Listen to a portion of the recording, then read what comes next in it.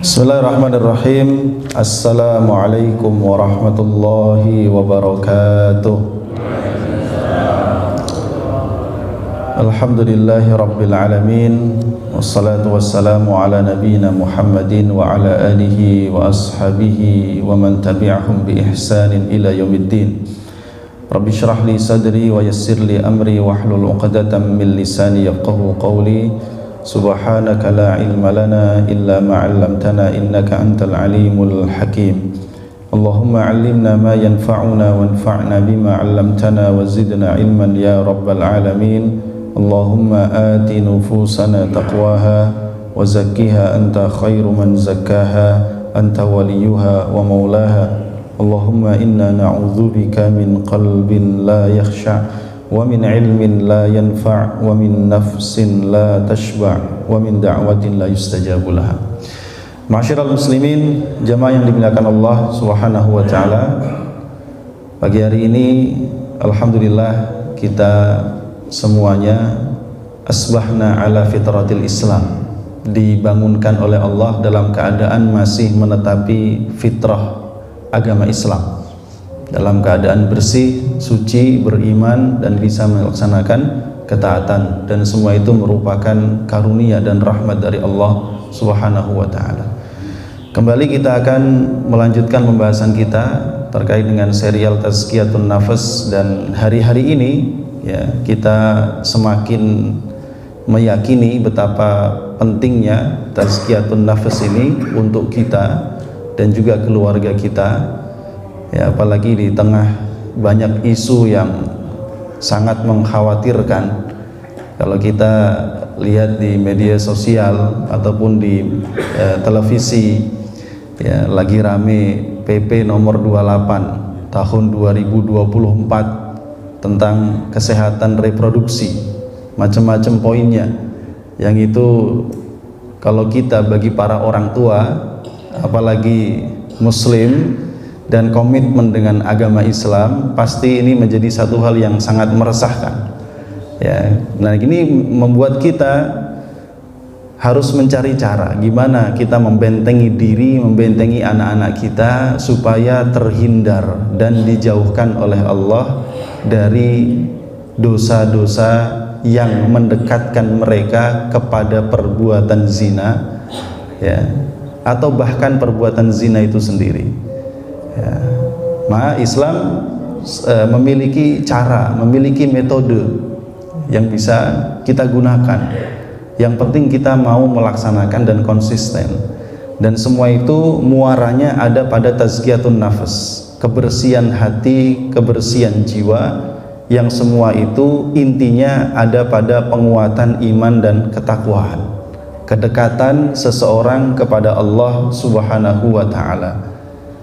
Ini yang menjadi inti dari tazkiyatun nafas, kedekatan seseorang dengan Allah Subhanahu wa taala, sehingga itu akan menguatkan jiwanya, membersihkan hatinya, membersihkan pikirannya, sehingga dimanapun anak kita berada, meskipun dia sangat jauh dari orang tuanya, tidak diawasi oleh orang tuanya, bahkan tidak diawasi oleh siapapun, bahkan tidak ada CCTV sekalipun, ya, anak-anak kita ini tetap lurus di atas fitrahnya, kesuciannya, menjaga diri dari hal-hal yang diharamkan, ya, sehingga dia bisa menjadi pribadi seperti Nabi Yusuf alaihissalam, jauh dari orang tua, ya, di dalam istana yang begitu kokoh, pintu sudah ditutup semuanya, digoda oleh seorang perempuan yang cantik, kaya raya, punya kedudukan, tapi beliau dengan tegas mengatakan, ma'adzallah, saya takut terhadap Allah.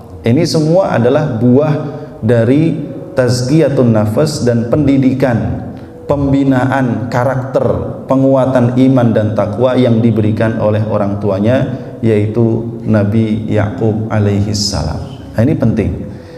Maka ma'asyiral muslimin jamaah rahimakumullah, sarana-sarana tazkiyatun nafas semuanya harus kita penuhi, baik adab-adabnya secara zahir ataupun adab-adabnya secara batin. Kita sudah bahas tentang sholat dan semua turunannya, kita sudah membahas terkait dengan zakat, infak, sedekah dan semua turunannya, dan pagi hari ini kita akan membahas tentang salah satu dari sarana utama tazkiyatun nafas yaitu tilawatul Quran, tilawah Al-Quran. Mengapa demikian? Kenapa harus Al-Quran? Karena Quran ini satu-satunya mukjizat yang masih Allah abadikan, masih Allah jaga bentuk zahirnya, masih Allah jaga kemukjizatannya, dan masih terus mengeluarkan dan menunjukkan kehebatannya kepada kita. Di antara semua kemukjizatan Al-Quran, yang paling hebat adalah kemampuan Quran untuk merubah hidup manusia. Tidak cuma manusia sebagai sebuah individu, tapi merubah peradaban manusia. Ini mukjizat Al-Quran yang paling tinggi dan yang paling hebat, ya, selain dari mukjizat-mukjizat yang lainnya. Karena kita melihat 23 tahun Rasulullah SAW merubah wajah Jazirah Arab dari negara atau negeri yang disebut dengan jahiliyah, penyembah berhala, ya, dengan berbagai macam turunan dari mulai akhlak mereka yang buruk, perpecahan, kelemahan dan lain sebagainya yang tidak pernah diperhitungkan oleh bangsa manapun. 23 tahun Jazirah Arab berubah, ya, menjadi bangsa yang mulia, berwibawa, memiliki izzah, diperhitungkan kekuatannya bahkan oleh imperium-imperium besar seperti Romawi dan Persia. 23 tahun masterpiece yang ditinggalkan Rasulullah SAW bukan bangunan yang megah, bukan transportasi yang mewah, bukan harta kekayaan yang banyak. Yang ditinggalkan Rasul adalah manusia-manusia yang membawa kemuliaan bagi kehidupan umat manusia seluruhnya. Nah, apa yang digunakan Rasulullah SAW? Rasul itu dulu manusia biasa, bahkan beliau disifati dengan ummi. Ummi itu tidak membaca, tidak menulis. Tapi begitu Allah turunkan kepada beliau Al-Quran, maka beliau tiba-tiba menjadi muallimun nas, menjadi guru bagi seluruh manusia, yang mengajarkan bahkan mencontohkan segala kebaikan bagi umat manusia. Apa yang menyebabkan Rasul menjadi manusia yang begitu mulia? Ya karena Al-Qur'annya. Quran itu. Nah, Quran itu yang kemudian sekarang ditinggalkan oleh Rasulullah SAW sebagai warisan. Ma taraktu fikum amroini ma in tamassaktum bihima lan tadillu abada. Aku tidak tinggalkan untuk kalian kecuali dua hal yang kalau kalian berpegang teguh dengan keduanya, kalian tidak akan sesat selamanya, yaitu Al-Quran dan Sunnah Rasulullah Sallallahu Alaihi Wasallam. Sehingga sangat tepat yang dikatakan oleh para ulama, umat ini tidak akan kembali kepada kejayaannya kecuali dengan apa yang dulu membuat mereka berjaya pertama kali, dan itu ruhnya semua ada pada Al-Quran, ya. Jadi ma'asyiral muslimin jamaah rahimahullah, posisi Quran ini menjadi posisi utama, pemain utama. Karenanya kalau kita lihat, kalau Rasul itu sebagai guru, ya tentu ada kurikulumnya. Kurikulumnya satu-satunya cuman Quran itu, Pak. Ya, karenanya ketika Umar bin Khattab memegang lembaran-lembaran, ditanya oleh Rasul, "Wahai Umar, yang kamu pegang itu apa?" Kata Umar, "Ya Rasul, ini lembaran-lembaran suhuf yang isinya adalah sebagian dari ajaran kitab Taurat." Maka Rasulullah memerah wajahnya, tandanya marah, dan beliau mengatakan, "Wahai Umar, demi Allah, seandainya hari ini Musa masih hidup, maka tidak ada pilihan bagi Musa kecuali dia harus mengikutiku." Artinya apa? Rasul ingin supaya sahabatnya fokus mengambil referensi hanya dari kitab suci Al-Quran. Dan kita lihat lulusan madrasah Nabi dengan kurikulumnya cuman Al-Quran, itu mengeluarkan manusia-manusia hebat. Ada 10 orang yang dijanjikan masuk surga, ya. Ada orang-orang mulia seperti Abdullah bin Mas'ud, Bilal bin Abi Rabbah, ya, dan berbagai macam orang yang lainnya yang kita tahu dan ditulis bagaimana kehebatan mereka dalam tinta sejarah perjalanan perjuangan Rasulullah sallallahu alaihi wasallam, dan mereka itu adalah orang-orang mulia yang para ulama meyakini mereka semua adalah ahli surga karena Allah telah memberikan kepada mereka gelar yang paling tinggi, Pak. Radhiyallahu anhum wa radu'an. Allah sudah meridhoi mereka dan mereka pun juga ridho terhadap Allah. Itu gelar mereka yang paling tinggi. Meskipun mereka tidak sarjana, tidak S2, tidak profesor, tidak doktor, tapi Allah sudah berikan kepada mereka gelar yang paling mulia. Karenanya jamaah rahimakumullah, memberikan perhatian kepada Quran merupakan kunci awal dan merupakan hal yang paling utama di dalam proses tazkiyatun nafas, karena sholat itu juga ada Qur'annya ya. Orang mau puasa tuntunannya juga dari Al-Quran, orang mau zakat infak sedekah dari Quran, mau haji juga Quran, segala sesuatu muaranya kepada Quran ya. Karenanya tilawatul Quran, membaca Quran ini muhadzibatun lin nafs, dapat melembutkan hati dan jiwa dari segala sisinya. Karenanya para pakar mengatakan di antara keunikan Quran itu dia dapat berinteraksi dengan manusia, baik itu terhadap ruhnya, jasadnya, pikirannya, hatinya, jiwanya, perasaannya. Itu Quran ya. Ibarat kata kalau anak remaja itu baca novel, Pak, itu setelah baca novel itu dia kebawa dalam kehidupan, seolah-olah dia tokoh dalam novel itu. Kalau anak kecil tuh baca komik gitu, setelah dia baca komik dalam hidup itu dia seolah-olah tokoh dalam komik itu, dia praktekkan. Nah begitu pula Quran itu lebih dahsyat dari itu semua.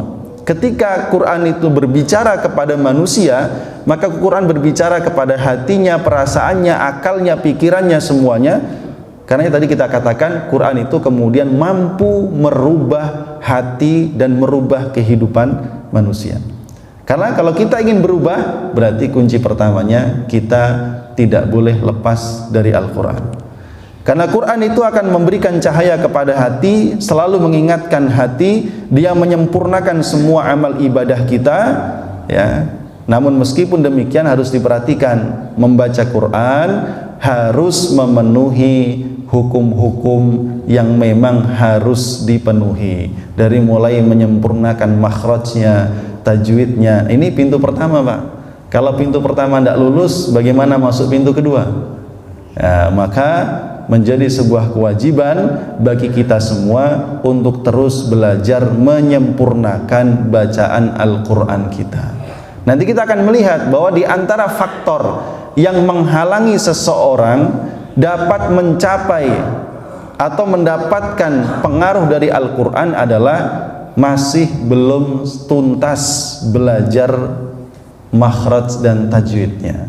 Sehingga ketika dia baca Quran yang diperhatiin masih itu saja, bagaimana benerin huruf, bagaimana benerin tajwid. Kalau dia masih di situ terpaku, kapan dia tadabbur, kapan dia memahami, kapan dia mengamalkan. Maka ini menjadi pintu pertama yang menjadikan kita ya untuk bisa mendapatkan kebaikan dari Al-Quran. Baik, ma'asyiral muslimin jamaah rahimakumullah. Adapun terkait dengan adab secara zahir, maka sudah dibahas dalam banyak kajian tentang seseorang kalau mau baca Quran hendaknya dalam kondisi suci, menghadap kiblat, berpakaian menutup aurat, ya, kemudian duduk yang rapi, fokus dan lain sebagainya. Itu semua adalah adab-adab dalam tilawah Al-Quran secara zahir. Adapun yang kita bahas di sini adalah a'malul batin, yaitu adab-adab batin yang harus dipenuhi oleh seseorang ketika dia melakukan tilawah Al-Quran, dan Imam Al-Ghazali membaginya menjadi 10 bagian. Nah ini 10, nggak tahu selesainya kapan ya, mudah-mudahan jam 6 selesai. Jadi kalau sekarang 30 menit lagi jam 6, berarti satu poinnya 3 menit aja, nggak usah banyak-banyak gitu ya. Ma'asyiral muslimin jamaah rahimakumullah, yang pertama adab batin yang harus kita penuhi dalam tilawah Al-Quran adalah fahmu azamatil kalam wa uluwihi, yaitu memahami keutamaan dan kemuliaan kalam yang kita baca. Quran itu kalamullah ya. Kalam artinya firman, perkataan, bukan makhluk. Ya, Quran adalah firman Allah. Ya, maka sebelum seseorang itu membaca Quran, dia harus merasakan yang mau dia baca ini perkataan siapa. Ya. Maka ketika dia memahami kemuliaan dan keagungan firman ini, maka secara otomatis menjadikan hatinya dan pikirannya itu kemudian tunduk. Karena orang kalau nerima surat, Pak, tulisan, dilihat dulu ini surat siapa. Ya. Kalau suratnya dari Pak Helmi, wah, tar dulu. Tapi kalau ketua DKM yang ngirim surat, ngirim WA, wah, kita perhatiin kan, ada apa nih, si bos instruksi gitu kan. Apalagi kalau yang lebih tinggi lagi, tiba-tiba Pak RW, ya, yang lebih tinggi lagi, lebih perhatian lagi. Ya, jadi itu keutamaan kalam. Rasulullah SAW bersabda, wa fadlu kalamillahi ala sairil kalam ka fadlillahi ala khalqih. Keutamaan firman Allah dibandingkan selainnya, dibandingkan perkataan selain Allah adalah seperti keutamaan Allah di atas para makhluknya. Ya jelas Allah itu laisa kamitslihi syai'un, tidak ada yang serupa dengan Allah. Karena itu pula tidak ada yang dapat menyerupai Al-Quran. Allah itu walam yakul lahu kufuwan ahad, tidak ada yang setara, maka tidak ada di dunia ini perkataan yang setara dengan Al-Quran. Sebagaimana Quran itu la yus'alu amma yaf'al wa hum yus'alun, Allah itu tidak perlu ditanya kenapa Allah berbuat begini, kenapa Allah berbuat begitu. Wa hum yus'alun, kalian yang akan ditanya. Begitu pula Quran, kita nggak perlu nanya kenapa sih Quran merintah begini, kenapa sih Quran ngelarang begini. Justru kita nanti yang ditanya, kenapa kita nggak melakukan, kenapa kita nggak berhenti ketika dilarang. Jadi sikap kita kepada Allah adalah sami'na wa ata'na, begitu pula sikap kita kepada Al-Quran adalah sami'na wa ata'na. Ini yang pertama, yaitu merasakan kemuliaan kalam yang akan kita baca, yaitu Al-Quran. Yang kedua, jamaah rahimakumullah, adalah ta'zimul mutakallim, yaitu mengagungkan zat yang berbicara. Quran yang berbicara siapa? Allah. Ya. Jadi merasakan bahwa kita ini sedang berbicara dengan Allah. Kalau kita baca Quran, kita merasakan kita sedang berbicara dengan Allah Subhanahu wa taala. Dalam surah Al-Waqiah 79 Allah mengatakan la yamassuhu illal mutahharun. Quran ini tidak boleh menyentuhnya kecuali orang-orang yang telah disucikan. Maksudnya ayat ini dijadikan dalil bagi sebagian ulama fikih bahwa orang kalau dalam kondisi berhadas kecil apalagi besar tidak boleh menyentuh mushaf Al-Quran. Nah, di sini kemudian dimaknai kalau untuk menyentuh mushaf Al-Quran saja seseorang harus dalam kondisi suci, maka untuk bisa mendapatkan pemahaman, makna-makna dan rahasia-rahasia Al-Quran, maka manusia juga harus dalam keadaan suci. Apa yang disucikan? Hatinya, pikirannya. Nah, jadi ta'zimul mutakallim. Ketika seseorang itu mengagungkan Allah, zat yang berbicara, maka dengan sendirinya dia akan berposisi sebagai orang yang siap untuk mendengar dan siap untuk taat, ya, mengagungkan. Tadi kita katakan kalau orang dapat kiriman surat atau WA, dilihat siapa dulu yang ngomong, ya, maka keseriusan dia dalam memperhatikan dan membaca surat itu, keseriusan dia dalam melakukan instruksi dari surat itu tergantung siapa yang ngirim surat. Ya. Makin tinggi seseorang yang mengirim surat, kedudukannya makin tinggi, maka yang merespon pun makin cepat. Ya. Begitu pula ya kita terhadap Al-Quran. Jadi kalau seandainya kita ini terhadap Quran itu kok males, nggak perhatian, ya, itu tandanya kita juga nggak perhatian sama Allah. Itu tandanya kita juga lagi tidak menghargai Allah. Kira-kira begitu, Pak. Ya, jadi ini yang poin yang kedua, yaitu mengagungkan zat yang berbicara. Kemudian yang ketiga, jamaah rahimakumullah, hudurul qalbi wa tarku haditsin nafsi, yaitu menghadirkan hati dan meninggalkan obrolan terhadap diri sendiri. Ya, kalau kita lagi baca Quran, maka hati harus dihadirkan dan jangan ngomong sendiri. Ya, ada orang lidahnya baca Quran, tapi pikirannya itu nggak nyimak Quran, hatinya kemana-mana. Nah, ini maksudnya begitu. Ya, maka seseorang ketika dia membaca Quran, maka ruhnya, hatinya, pikirannya, jasadnya ya kepada Quran, bukan kepada yang lain. Makanya Pak, orang baca Quran itu capek Pak. Orang baca Quran itu capek, lelah. Kenapa? Karena seluruhnya itu diajak berinteraksi. Ya, apalagi kalau masih belajar makhraj, ini capek banget nih, rahang mulut nih, lidah, capek. Gitu. Ya, jadi kalau kita belajar makhraj, ya, belajar Al-Quran, belajar tajwid, itu tantangan pertamanya memang capek. Selain capek, cepat bosen. Kok nggak bisa-bisa ya gitu. belajar huruf A itu nggak lulus. Ya, apalagi kalau orang Sunda belajar fa itu nggak lulus dia, pa mulu. Ya. Kalau orang Jawa belajar A itu nggak bisa-bisa, nga dia. Alamin tuh ngalamin gitu, nggak lulus dia. Ya, jadi itu tantangannya. Ya. Maka satu-satunya yang bisa membuat kita betah belajar Quran itu ya kita memang benar-benar tadi itu merasakan kemuliaan Quran. Maka kita betah, kita bisa istiqomah duduk lama belajar Al-Quran. Ya, gitu. Jadi yang ketiga, hudurul qalbi, menghadirkan hati. Dalam Al-Quran Allah berfirman, ya Yahya khudhil kitaba biquwah, wahai Yahya, ambillah kitab ini dengan kekuatan. Dalam surah Maryam. Tentu kitab yang dimaksud di sini adalah waktu itu kitab Taurat, karena Nabi Yahya ini putranya Nabi Zakaria, ya, dan sebelum kehadiran Nabi Isa alaihissalam kitab Injil belum ada, berarti kitab Taurat. Ya, khudhil kitaba biquwah, ambillah kitab ini dengan kekuatan. Maksudnya apa? Dengan kesungguhan, dengan keseriusan, mutajarridan, yaitu memalingkan segala hal selain dari Al-Quran dan memfokuskan hatinya, pikirannya, perhatiannya hanya kepada Quran, bukan kepada yang lain. Itu namanya biquwah. Ya. Sehingga benar-benar dia dalam kondisi on gitu, siap diperintah dan siap dilarang. Ma'asyiral muslimin jamaah rahimakumullah. Kemudian yang keempat, ya, jadi nomor 1, 2, 3 ini sebenarnya pengkondisian. Ya, yang pertama tadi meyakini tentang keutamaan firman, yang ketiga mengagungkan yang berbicara, yang ketiga menghadirkan. Ini baru pengkondisian awal mau baca Quran. Dan ketika membaca Quran, yang keempat ini poinnya adalah at-tadabbur.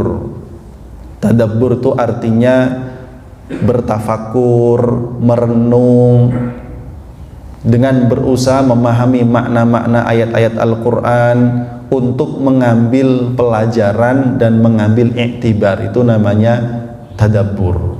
Ya, jadi kita merenungkan. Makanya pentingnya kita membaca tafsir, pentingnya kita menyimak kajian-kajian tafsir atau tadabbur Al-Quran adalah untuk membantu kita untuk bisa mentadabburi ayat-ayatnya saat kita sedang sholat ataupun saat kita sedang tilawah Al-Quran. Karena kita harus menyadari bahwa kita ini bukan orang Arab, Pak. Ya, lidah kita ini tidak berbicara bahasa Arab, sementara Quran itu berbahasa Arab. Ya, dan bahasa Arabnya bahasa Arab yang fasih, cukup tinggi nilai sastranya, nilai pelajarannya. Maka dibutuhkan memang kesungguhan di dalam mentadabburi Al-Quran. Dan bagi kita, cara yang paling praktis adalah dengan membaca tafsir Al-Quran atau menyimak kajian-kajian tafsir dan tadabbur Al-Quran. Itu membantu kita. Kalau kita pernah menyimak tentang tafsir surah Al-Fatihah, maka minimal saat sholat kita bisa merenungkan makna-maknanya. Kalau kita pernah mendengar tafsir Juz Amma, ya, dari An-Naba sampai An-Nas, minimal saat kita sholat, kan itu diantara surat-surat yang paling sering kita baca, maka bisa membantu kita untuk merenungkannya. Kalau kita barangkali pernah merenungkan satu ayat dari surah Al-Muluk, alladzi khalaqal mauta wal hayata liyabluwakum ayyukum ahsanu amala, itu kita gunakan. Sehingga satu ayat yang kita baca dengan tadabbur itu jauh lebih baik dibandingkan 10 halaman Al-Quran yang kita baca tanpa tadabbur. Ya, kalau dari sisi nilai pahalanya, kalau mau hitung-hitungan, satu huruf kan nilainya 10 Pak Ustadz. Kalau 10 halaman kan hurufnya banyak. Ya, kalau urusan pahala. Ya. Tapi orang yang mentadabburi Quran itu tetap bagaimanapun lebih tinggi, lebih mulia, karena dia tidak sekedar mendapatkan pahala dari membaca, tapi dia mendapatkan makna-makna kebaikan dari Al-Quran. Dan itu jauh lebih baik. Ya.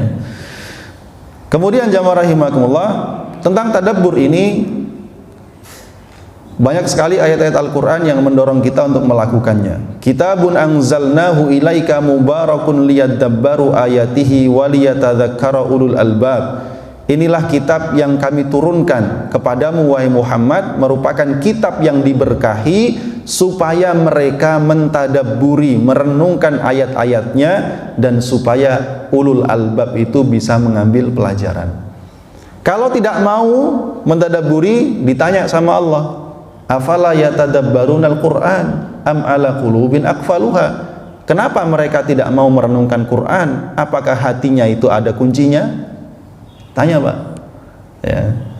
Bahkan disebutkan di dalam beberapa ayat bahwa di antara sifat-sifat orang-orang kafir di masa itu, ini saya bilang orang kafir ya, bukan kita. Di masa itu, kalau mereka itu dibacakan Al-Quran, mereka saling mengatakan satu sama lain, ya, la tasma'ul Qur'ana walghaw fihi. Kalian jangan dengarkan Quran dan bermain-mainlah, supaya Quran itu tidak masuk telinga kalian.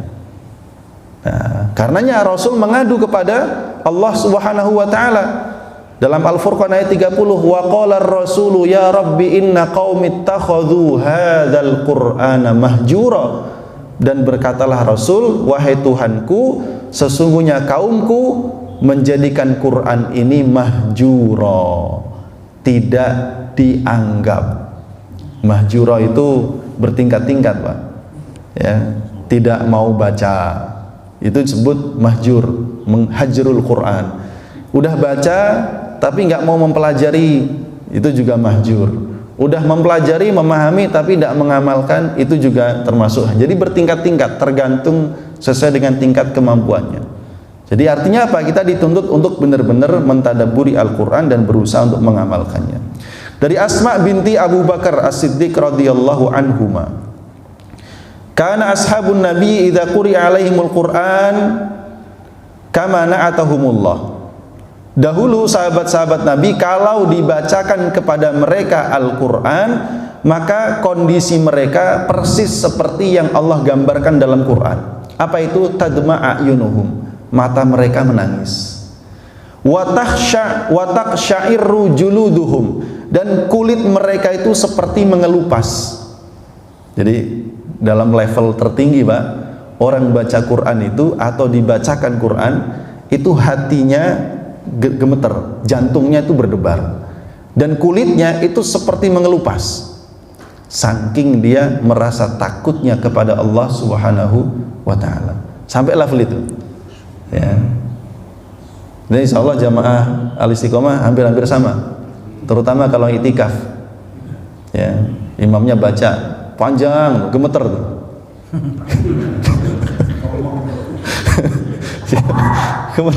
Gemeter ini kelamaan gitu bacanya ya.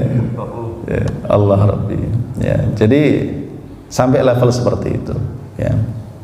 Bahkan Rasulullah SAW itu pernah dalam satu malam tahajud itu hanya mengulang-ulang satu ayat, Pak, sambil nangis sampai air matanya itu membasahi jenggotnya sampai netes. Sampai netes kena kakinya Aisyah istrinya. Jadi saking banyaknya air mata ya, yaitu dalam ayat Al-Quran, in tu'adzibhum fa innahum ibaduk. Ya Allah, kalau engkau menyiksa mereka, mereka itu hamba-Mu. Wa in taghfir lahum fa innaka antal ghafurur rahim. Tapi kalau engkau mengampuni mereka, maka engkau lah Zat yang Maha Pengampun. Kenapa? Ditanya, ya Rasul, kenapa engkau nangis sampai segitunya? Saya minta kepada Allah biar saya diberikan kesempatan memberi syafaat untuk umatku ya, dan Allah memberikan kepadaku. Nah, itu karena mikirin kita rupanya, Pak. Begitu pula halus salafus saleh, kondisi para salafus saleh banyak di antara mereka yang mengulang-ulang hanya satu ayat atau beberapa ayat, bahkan hanya satu surat dalam sholatnya. Ada yang menangis sampai pingsan, ada yang menangis pingsan dan mati lewat sampai gitu. Jadi matinya itu karena tadabbur ayat Quran tadi itu, nangis Pak. Sampai ada yang mengatakan, saya dalam 6 bulan tidak bisa bergeser dari surah Hud. Ya, surat Hud lumayan banyak, ada 100-an ayat. Ya, seperti itu. Jadi artinya adalah bahwa yang diinginkan dari tilawah Quran itu adalah tadabburnya. Ya, satu hari dengan satu halaman tapi tadabbur lebih baik daripada membaca dalam jumlah yang banyak, meskipun ini disesuaikan dengan kondisi. Ya. Masyiral muslimin jamaah rahimakumullah. Kemudian yang kelima adalah at-tafahum. At-tafahum artinya adalah menguatkan pemahaman terhadap Al-Quran tadi. Ya, dikuatkan. Kalau tadi tadabbur artinya mencari pelajaran, mencari makna-makna dan hikmah-hikmah, itu namanya tadabbur. Tapi kalau tafahum di sini menguatkan makna itu dalam hati. Karena dalam Al-Quran kita biasanya melewati ayat-ayat yang menjelaskan tentang sifat-sifat dan perbuatan Allah. Maka di situ kita memantapkan dan menguatkan keyakinan kita tentang kemuliaan dan juga kemahabesaran Allah Subhanahu wa taala. Setiap ayat rata-rata biasanya diiringi dengan kalimat ada Ghafurur Rahim, ada Sami'un Basir, ada Ghafurun Halim, ada Tawwab dan seterusnya. Nama-nama Allah. Sehingga ketika kita membaca ayat-ayat Quran itu, di ujungnya ada kalimat-kalimat seperti itu. Ini kalimat-kalimat penghujung ini biasanya menjadi penegasan bagi apa yang diceritakan di awal-awal ayatnya. Ya.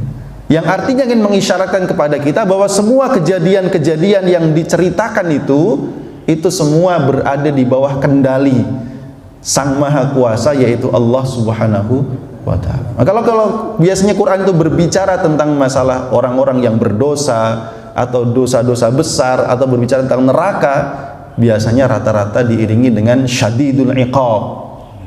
Allah itu sangat keras hukumannya, sari'ul hisab, sangat cepat hisabnya, supaya kita ini tidak macam-macam, menguatkan gitu. Jadi ini tafahum ya. Begitu pula ketika kita melewati yang berkaitan dengan perbuatan-perbuatan Allah Subhanahu wa taala, ya, kita juga kemudian mengambil penguatan makna bahwa segala sesuatu yang terjadi di alam semesta ini benar-benar di bawah kendali Allah Subhanahu wa taala. Afara'aitum ma tumnun, afara'aitum ma tahruthun. Ya, tidakkah kalian melihat apa yang kalian pancarkan, apa yang kalian tanam, apa yang kalian minum? Tidakkah kalian melihat api yang kalian nyalakan? Itu kan perbuatan Allah.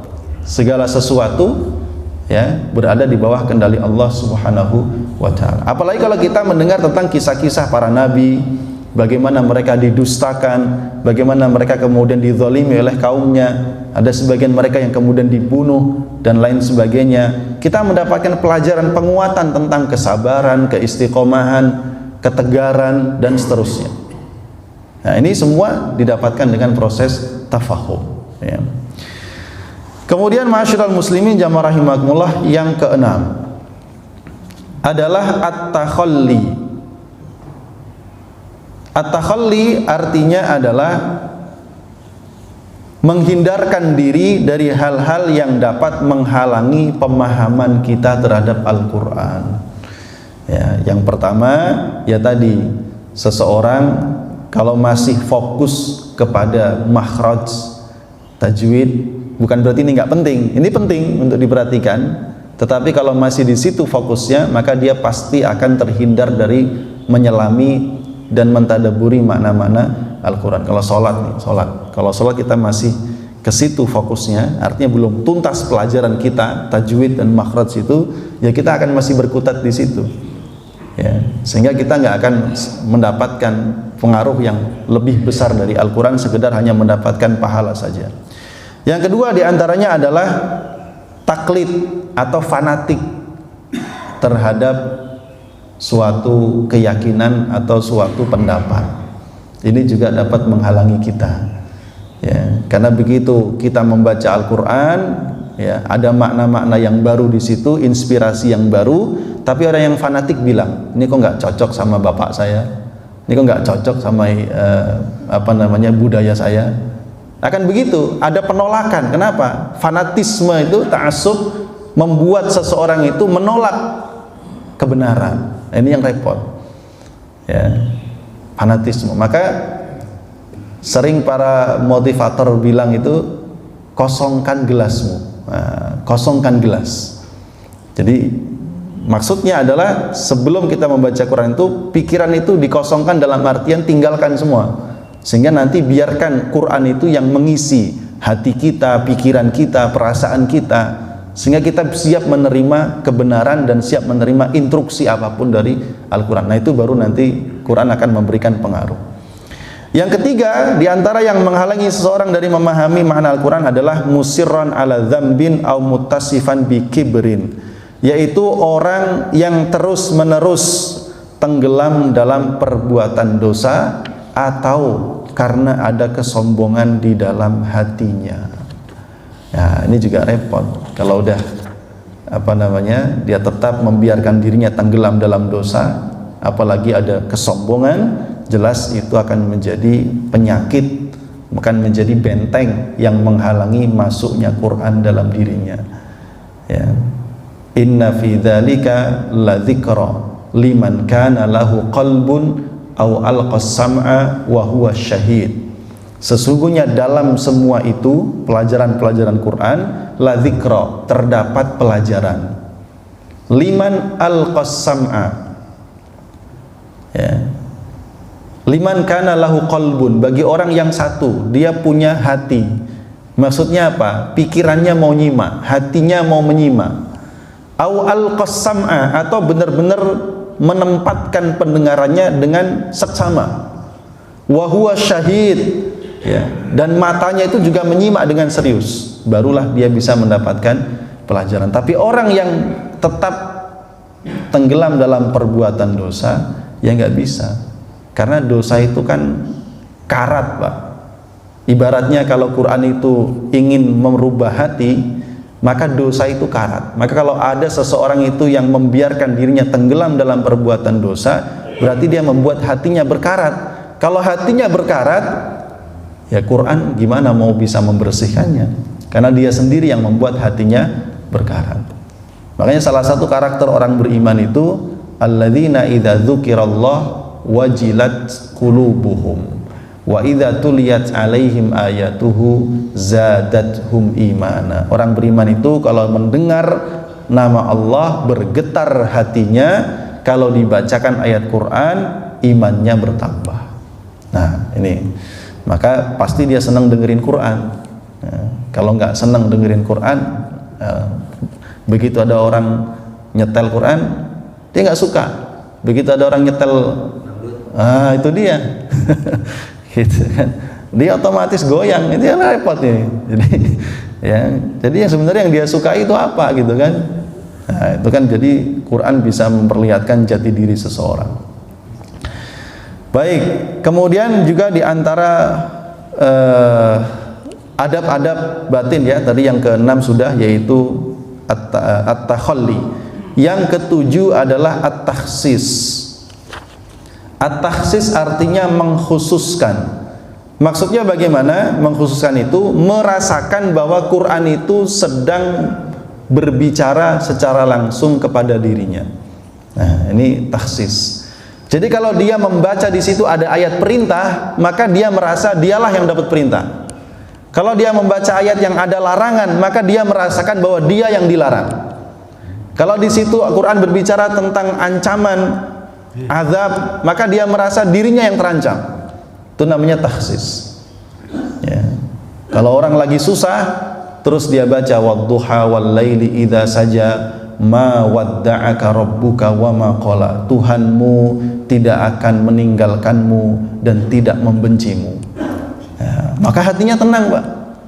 Alam nashrah laka sadrak wa wada'na anka wizrak. Bukankah telah kami lapangkan untukmu dadamu, ya, dan kami letakkan, kami ampuni semua dosa yang memberatkan punggungmu. Ini juga begitu. merasakan secara langsung seolah Allah sedang berbicara dengan dirinya. Ini penting ya, jangan sampai dia baca ayat tapi dia nggak merasa kalau ayat itu ditujukan kepadanya. Ya ini dia nggak akan dapat makna, karena salafus soleh mengajarkan kepada kita bahwa mereka memandang Quran itu seperti surat yang dikirim oleh Allah secara langsung untuk dirinya.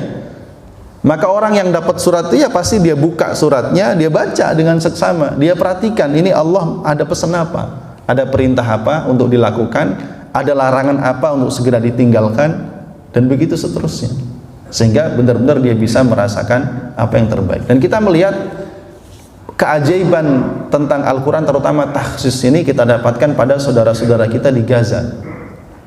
Dari kalangan para mujahidin, apa yang memotivasi mereka untuk terus kemudian berjihad fisabilillah, diantaranya surah At-Taubah ayat 14, ini yang sering dikutip Abu Ubaidah, qatiluhum yu'adzibhumullah biaidikum wa yukhzihim wa yansurkum wa yashfi sudura qaumin mu'minin. At-Taubah 14. Perangilah mereka, maka Allah akan menyiksa mereka dengan perantaraan tangan kalian. Allah merendahkan mereka dan menolong kalian serta menenangkan hati orang-orang yang beriman, yang buat mereka semangat ya. Sementara bagi rakyat Gaza yang mengalami penderitaan, ada ayat Quran yang membuat mereka semangat, yang sudah pernah kita sampaikan, Al-Baqarah 214. Am hasibtum an tadkhulul jannata walamma ya'tikum mathalul ladzina khalau min qablikum. Apakah kalian merasa kalian akan masuk surga sementara belum datang kepada kalian ujian yang sama seperti yang datang kepada orang sebelum kalian? Masathumus darra, ya mereka ditimpa kesulitan, kesusahan ya, sampai Rasul dan pengikutnya bertanya, mata nasrullah ya, ala inna nasrallahi qarib. Itu tenang mereka, Pak. Jadi walaupun menderita, ini sekarang yang korban tewas hampir 50.000, yang sakit jangan ditanya, hampir udah 100 ribuan barangkali ya, yang hancur bangunan 80%, ya, yang mengungsi 2 jutaan, ya, yang sakit parah berapa banyak, 1 jutaan kalau tidak salah. Jadi semua itu mereka tetap bisa bertahan sampai hari ini. Itu diantara ruh kekuatannya adalah ruhul Quran, ruh Quran, tegar gitu ya. Ada yang bikin postingan tuh, Perang Dunia Kedua disebutin, negara ini takluk setelah 1 bulan, negara ini tunduk setelah 2 bulan, negara ini tunduk setelah 3 bulan. Gaza sudah 10 bulan belum tunduk. Wah, ini kan keren gitu ya. Ya, dan sekian banyak kebaikan yang juga Allah berikan melalui ya, apa yang mereka alami. Masya Allah. Masyarul muslimin jamaah rahimakumullah. Jadi at-takhsis, merasakan bahwa Al-Quran itu berbicara dengannya. Jadi kalau nanti kita baca, apalagi kita baca ya ayyuhalladzina amanu, para ulama mengatakan kalau kalian melewati ayat ya ayyuhalladzina amanu, maka perhatikanlah, karena setelah kalimat ini pasti ada perintah yang harus dikerjakan dan ada larangan yang kita harus segera berhenti dari melakukannya ya, karena kan itu panggilannya bagi orang beriman, kita yang dipanggil.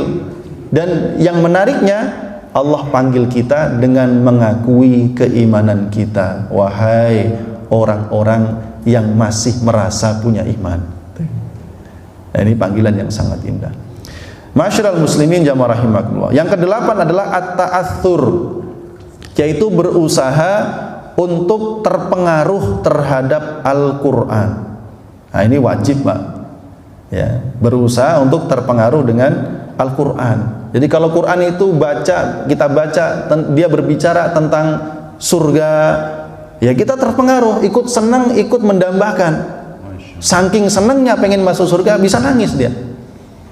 Kalau Quran berbicara tentang azab, dia ikut sedih, ikut susah, ikut takut. Saking takutnya dia terhadap neraka itu bisa gemetar dia. Ini namanya ta'athur. Ya. Kalau dia membaca kisah-kisah perjuangan para nabi, ikut muncul dalam hatinya itu keteguhan dan semangat untuk berjuang fisabilillah. Nah, ini yang dimaksud ta'athur, merasakan ya, pengaruh dari Al-Quran ya, supaya kita benar-benar bisa merasakannya. Dalam surah Al-Asr misalkan, wal asr innal insana lafi khusr, kata Allah semua manusia pasti rugi, pasti rugi. Berarti kita semua pasti rugi. Tapi ada yang nggak rugi. Apa itu? Illal ladzina amanu wa amilus solihat wa tawassaw bil haq wa tawassaw bis sabr.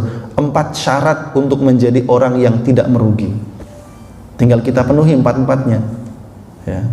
Jadi keterpengaruhan kita terhadap Al-Quran. Yang ke-9 jamaah rahimakumullah adalah at-taraqqi, yaitu terus berusaha naik level, Pak. Ya, paling tidak ada 3 level. Level pertama, orang kalau tilawah Quran itu minimal dia merasa sedang membaca Al-Quran di hadapan Allah. Ibaratnya seorang murid dia sedang baca kitab depan gurunya, maka dia serius sih, dia baca dengan serius. Ya.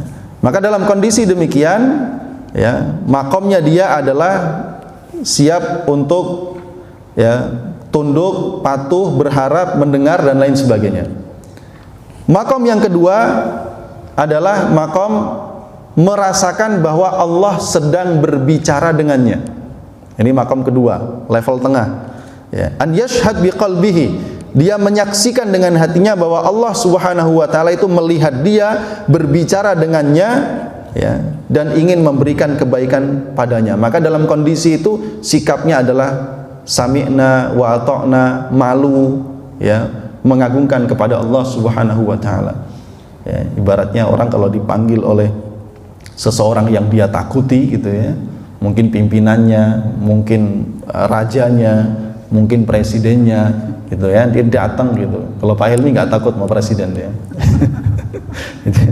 Jadi dia tunduk patuh karena dia tahu ini penguasa ini dia yang memberikan kebaikan gitu kan, dia yang menjamin kehidupan dan lain sebagainya. Kalau begitu sih kita iya gitu, ya.